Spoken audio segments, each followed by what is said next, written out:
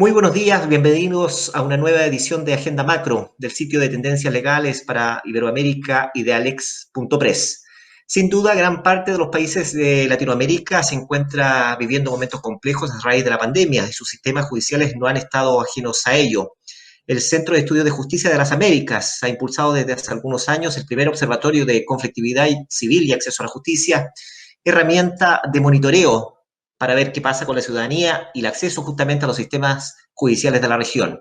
Este observatorio ya ha emitido varios informes y para conocer cómo funciona y sus principales conclusiones, entrevistamos hoy a la investigadora mexicana de Ceja y coordinadora de este centro, Alejandra Bocardo. Buenos días, Alejandra. Buenos días, Claudio. Gracias por estar junto a nosotros. Te presentamos, Alejandra es máster en Políticas Sociales y Planificación por la London School of Economics and Political Science, licenciada en Relaciones Internacionales por el Instituto Tecnológico y de Estudios Superiores de Monterrey. También tiene un diplomado en Derechos Humanos y Seguridad Ciudadana. Alejandra, ¿por qué nace la necesidad de impulsar un observatorio a nivel regional?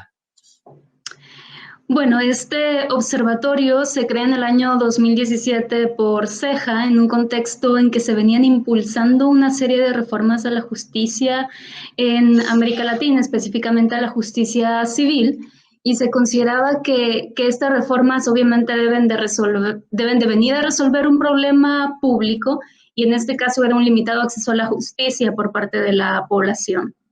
Es decir, no es hacer reformas por hacer reformas o por simplemente querer innovar, sino que hay un problema. Así que queríamos contar con información cuantitativa y cualitativa de este problema. Así que todo el trabajo del observatorio se estructuró sobre dos temas en concreto, que eran los que nos interesaba conocer. En primer lugar, ¿qué conflictos civiles experimentan las personas? ¿A cuánta población afectan? ¿Cómo afecta de forma diferenciada a las poblaciones víctimas de discriminación estructural, por ejemplo? Y en segundo lugar, una vez que ya se han presentado estos conflictos, si es que se garantiza o no el acceso a la justicia y qué obstáculos hay para ello. Alejandra, ¿cómo trabaja este observatorio y cuáles son las instituciones que participan en su conformación? Porque Ceja aglutina, entiendo la información, pero son muchas las que en la región trabajan paralelamente. Claro, el observatorio es, como tú dices, coordinado por Ceja, pero es finalmente un trabajo colaborativo, ¿no? Es esta articulación de organizaciones sociales y académicas también en 7 países de América Latina que fueron seleccionadas a partir de una convocatoria pública que se realizó desde Ceja, y en donde finalmente se integran estas organizaciones que fueran representativas de las diferencias geográficas, ¿no? En la región. Y trabajan de forma coordinada, es decir, nos ponemos previamente de acuerdo sobre los ciertos temas que van a ir documentando, cada una de ellas fungiendo como observatorios locales en sus respectivos países, y finalmente Ceja sistematiza esta información generando un informe con esta mirada regional. Perfecto. En general son universidades, ¿no es cierto? ONGs, instituciones de la sociedad civil. Exacto, exacto. Perfecto. Alejandra, vamos a algunas cosas de los reportes. Sabemos que son 6 áreas: vivienda y tierra, consumo, salud, relaciones de pareja y familia, salud, dinero y convivencia comunitaria. Por ejemplo, en materia de vivienda y tierras, ¿cuál es la principal conclusión a la que arriban los reportes?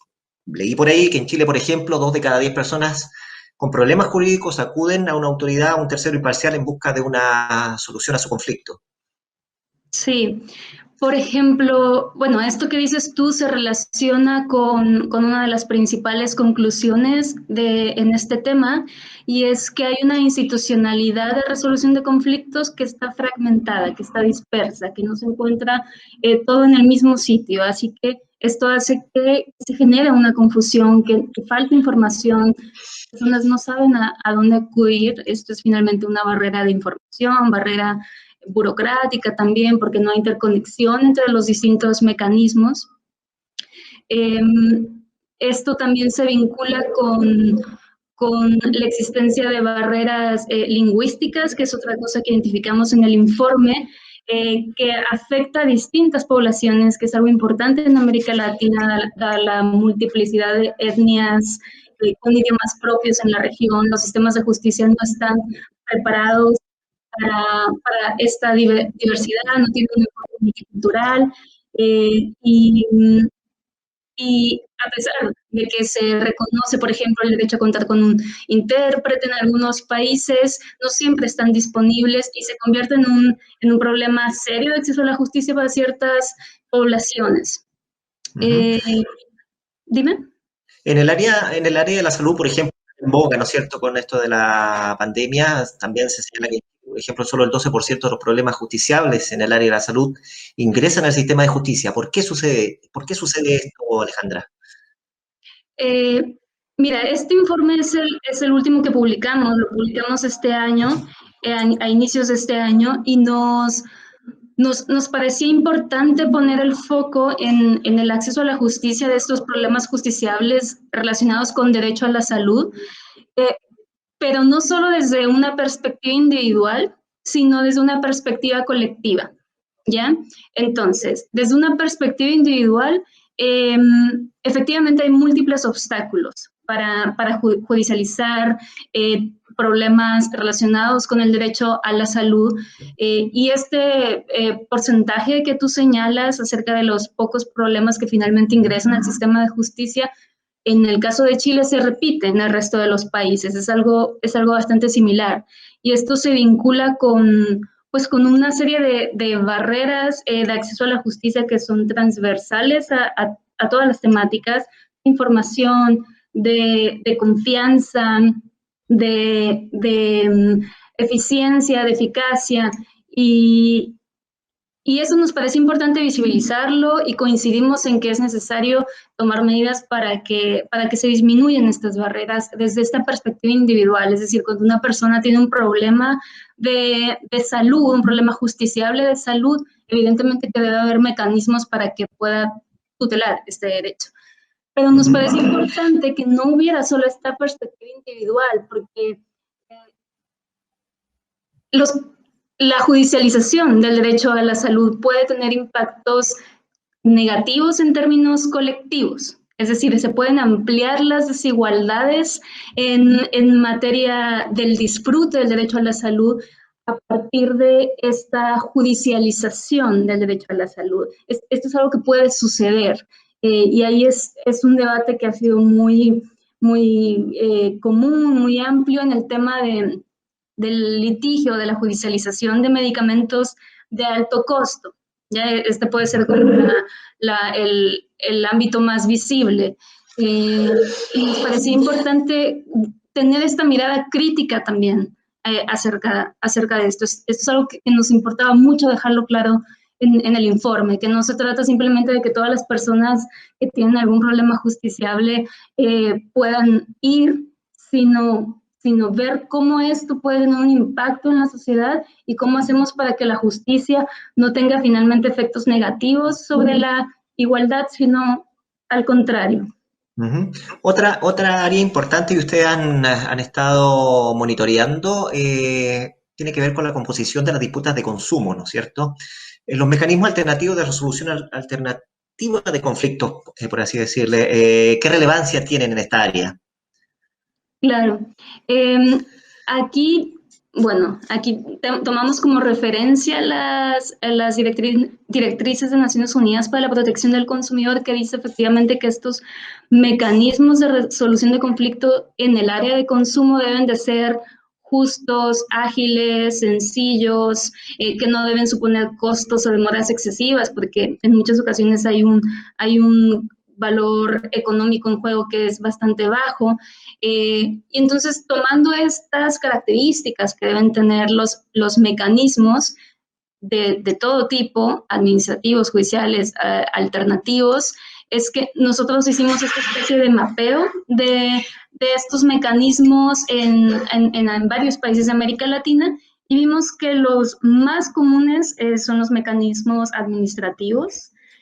son los más frecuentes en este ámbito, que son estos que se hacen ante entidades o ante instituciones estatales que se dedican a la protección o defensa de los consumidores. Estos mecanismos a menudo también son o pueden entenderse como alternativos, ¿no? Un segundo grupo son propiamente los mecanismos alternativos autocompositivos, y ahí, bueno, tenemos experiencias interesantes en materia de mediación y conciliación en distintos países. Muchos de estos se hacen en estas instituciones administrativas o estas instituciones estatales de protección del consumidor. Y y tenemos estas experiencias interesantes que te decía, por ejemplo, en Chile, la mediación colectiva ante el CERNAC, o en Brasil, tenemos una mediación ante la CENACOM que es online, y que también se agilizan los procesos, ¿no? Y, y bueno, finalmente están los mecanismos judiciales, ¿no? Los individuales y sobre todo los mecanismos colectivos que en materia de consumo van a ser muy importantes, ¿no? Para incluir esta perspectiva colectiva del acceso a la justicia, y que efectivamente ya varios países han avanzado en contemplar de algún modo este tipo de mecanismos. Uh-huh. Alejandra, una última cosa. Como CEJA está monitoreando, ¿no es cierto?, la región, qué pasa con sus sistemas judiciales, y el observatorio también está haciendo su trabajo, ¿o se espera un aumento de la conflictividad post pandemia? ¿Cómo lo visualizan ustedes? Sí, absolutamente. Relacionado con muchos ámbitos, ¿no? Por ejemplo, en materia de salud, vienen muchos conflictos o problemas justiciables en materia de salud, no solo asociados a la pandemia, sino también asociados a atenciones médicas que quedan pendientes a propósito de la pandemia, pero también en otros ámbitos de la vida se van generando estos problemas justiciables, por ejemplo, en materia laboral, en materia de familia también, a propósito del impacto de los confinamientos. Entonces, sin duda que va a haber una mayor carga en los sistemas de justicia. Alejandra Bocardo, entonces coordinadora de este observatorio, investigadora de esta mañana en Agenda Macro de Idealex.press. Muchas gracias, Alejandra, por estar junto a nosotros. Muchas gracias a ti, gracias por la invitación. Recordemos que este espacio, auspiciado por Gramatical, la agencia digital de comunicaciones para el mundo jurídico, está disponible en todas nuestras plataformas. Muchas gracias y muy buenos días.